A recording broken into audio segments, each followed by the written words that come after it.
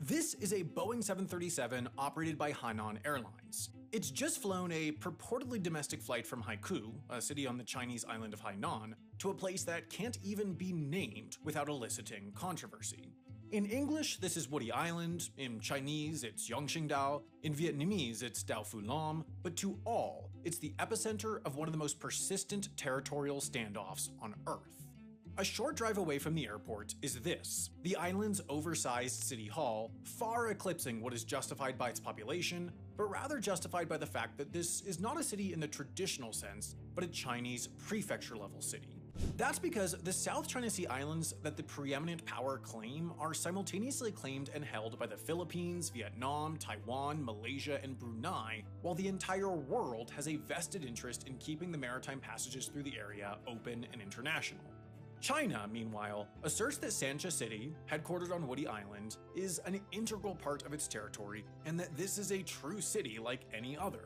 Under similar logic, China has also facilitated the development of a civilian population on Woody, composed of at least 1,000 individuals primarily working in the fishing business whose boats can be seen here. This is one of 2 protected harbors built by the Chinese government, with deep channels dredged open to facilitate the arrival of larger cargo and military vessels. Scattered across the small island are an impressive quantity of basketball and tennis courts, along with a large track to fill residents' time, and then to the east is what used to be Rocky Island.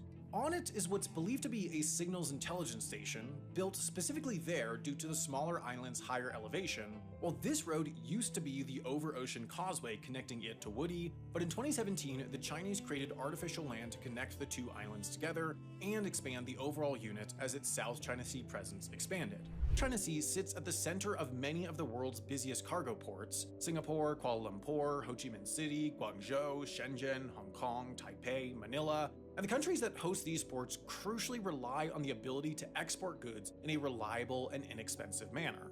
Not only that, but the area is a massively important and fast-dwindling fishery.